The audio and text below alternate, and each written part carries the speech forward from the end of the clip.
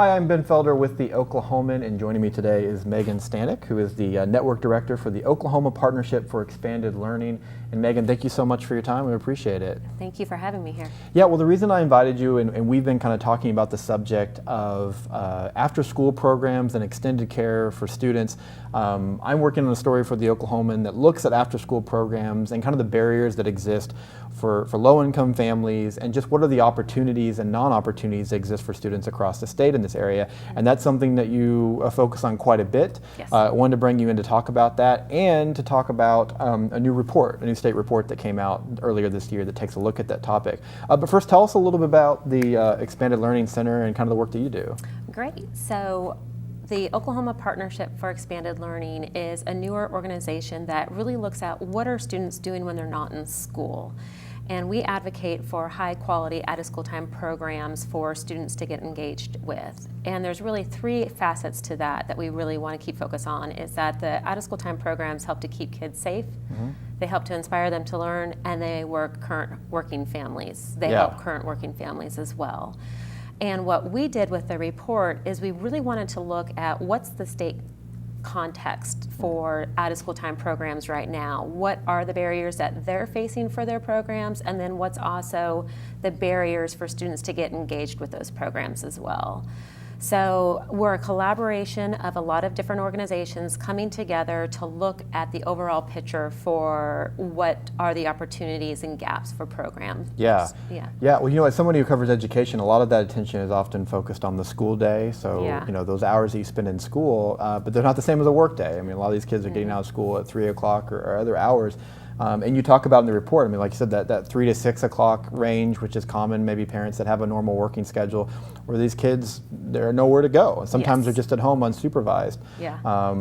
What are some of the barriers that exist for families when it comes to participating in some type of after-school program? What are some of those major barriers that you found? The major barriers are transportation, also just sustainability of funding as well. But I kind of want to go back as well to some of the things that you had mentioned too about the need for the programs. So with our report, what we were finding is that within Oklahoma, 20% of our youth are actually left unsupervised from the hours of 3 to 6 p.m. That's including our kindergarten age students, which is a lot of time to get into trouble if they're unsupervised. What we also know from the report is that the peak time of crime is actually from 3 p.m. to 6 p.m. Monday through Friday. And that normally has shocked a lot of people, because I think they normally think, well, isn't it Friday night or Saturday night?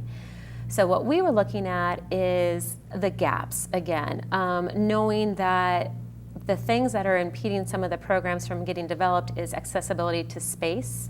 A lot of the programs, they operate within the school districts if they can, in the spaces that they actually already have, or within a standalone setting as well. So for those entities, it's the transportation to get from the school to the actual site.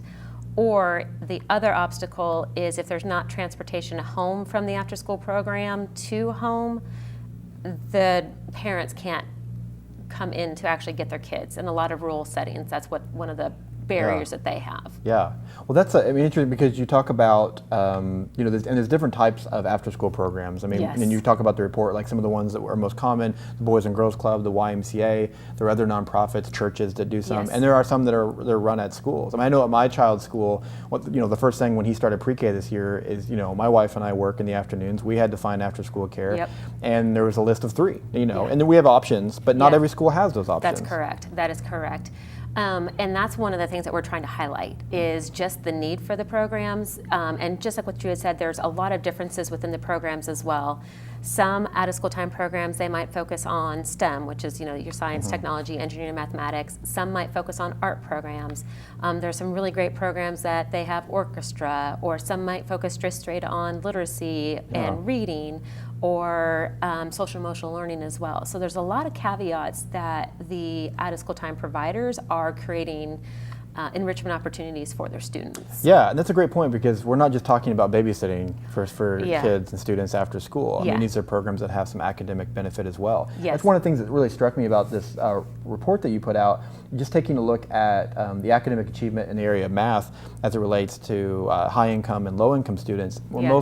most of us are aware that there's a gap. Yeah. Lower income students perform much lower. But when you look at after school participation, when low income students have high participation, that gap goes away. Yeah, it definitely helps to close it. And what that addresses is the fact that we're, on average, middle income families spend roughly $7,000 a year per child on enrichment opportunities, where lower income families, they spend about $1,000 a year. So what that bridges is that achievement gap. What high quality out of school times provides are another landscape for the children to learn in a non-traditional setting. And what the research has shown is that those high quality programs have actually helped to not only bridge but close the gap, especially with math scores as well. And the way that they've done that is more of the hands-on play-based programs where you can have math mentors, where you are just paired with a mentor that helps just to play games with you. And it's just giving the kids a different way to see a math concept or to engage in math that makes it more entertaining to them, makes it more feasible, less pressure. And I think that's really where the magic space for out-of-school time programs lends its space, is that informal education allows a space for kids to fail. It allows a space for kids to collaborate, to problem solve, and that's another thing that a lot of businesses in Oklahoma have been saying, you know, our workforce, we don't have problem solvers, we don't have kids that know how to collaborate, or we don't have workers that know how to collaborate, and the out-of-school time space is a great space to allow for that. Informal education. And again, it just encourages students to try things that they might not have tried traditionally, to kind of find out what it is that they enjoy, but it also gives some great enrichment opportunities for them too. Yeah, well, we're talking specifically about after school, but there are other hours and other times that programs like this are important, especially in Oklahoma, especially now. Yes. The number of 4-day school weeks have doubled. In the past year, almost 100 districts across the state. Yes. It's about a quarter of students, or less than that. So it's still kind of a small number of students, but a growing number of students that are not going to school 1 day a week. Yes. It's just creating a more of a need, right, for these expanded learning opportunities for a full day. You're absolutely right. And that's what we really found, is that if you look at the regular 5-day school week, when we look at out-of-school time, it's the before school, after school, weekends, summer learning, and then the districts with the 4-day school week. We already know that there's a big gap in opportunities for students to get engaged in quality programs. Then when it goes to districts switching to a 4-day school week, there's an entire day that's another gap for program providers to try to fill. And knowing that they're already stretching their dollars as much as they can to provide high quality programs, it's stretching them even thin to see how can they help to provide a safe space for students to go to as well. The other thing is also just the feeding as well. Is what's the accessibility for the kids to those kind of programs as well? Yeah, definitely. Well, let me, as we wrap up, let me ask you this: what is, what are the solutions? What are the answers? We look at this report and others that say that there's a demand, there's a need. There's families that say that they would participate in a program if one was available to them or they had access to that program. Right. Some of these programs are funded by federal funds and others through other means. But what do you see through this report and through your work? What are some steps that we can take to increase access to these types of after-school programs for students? I think that there's a lot of great things that are going on within the space in Oklahoma as well. A lot of organizations are trying to get very creative with how they can provide programs for their youth. I know that Oklahoma Turning Point, they have coalitions that look at within every county, there's a coalition to look at what the community has identified for some of their needs. And some of them have identified after-school programming or recreational opportunities for their youth.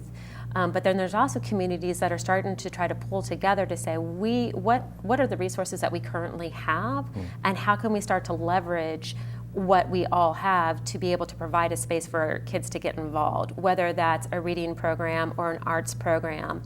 But I think what we need to start to do to really help that is lift up kind of what that space is for these students. From the report, we know as well that 80% of the time for a student's year is actually spent out of school, while only 20% is spent in school. So I think we need to start to get more of attention of what does that 80 hours constitute? What are some of the other programs that we can provide for them? And I think it's stair-stepping. I think it's really looking to see what are those resources that we can help to braid funding to be able to be more sustainable. There was a forum with hunger in Oklahoma. We started a childhood food security coalition to really look at how can programs help to access the funding from the federal government. And I think that's just, again, teaming together to see, well, how do we take away some of those urban myths about, well, we can't do this because of X, Y, Z, and just showing them what it actually means to actually get a program going. So I think it's conversations.